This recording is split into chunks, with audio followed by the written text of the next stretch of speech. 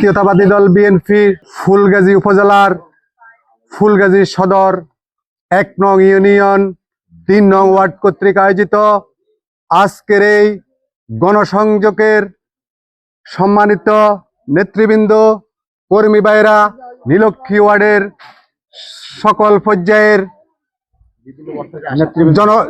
জনতা, সবাইকে সর্বোপরি বাংলাদেশ জাতীয়তাবাদী স্বেচ্ছাসেবক দল ফুলগাজী উপজেলা শাখার পক্ষ থেকে সংগ্রামী সালাম। আসসালামু আলাইকুম ওয়া রাহমাতুল্লাহি ওয়া বারাকাতুহু।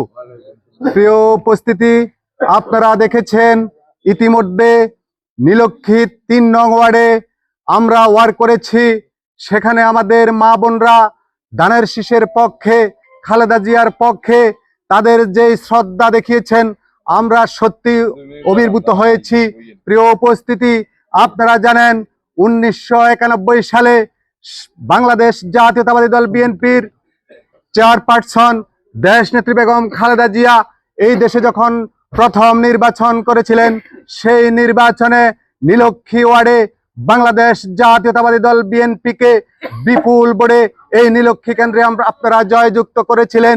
তার ন্যায় আগামী নির্বাচনে বাংলাদেশ জাতীয়তাবাদী দল বিএনপি দেশনেত্রী বেগম খালেদা জিয়ার পক্ষে, ধানের শীষের পক্ষে, তারেক রহমানের পক্ষে আমরা বিপুল ভোটে ভোট দিয়ে জয়যুক্ত করব, এই আশাবাদ ব্যক্ত করে সবাইকে ধন্যবাদ জানিয়ে আমি আমার বক্তব্য শেষ করছি।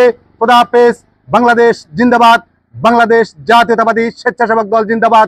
আসসালামু আলাইকুম ওয়া রাহমাতুল্লাহি ওয়া বারাকাতুহু।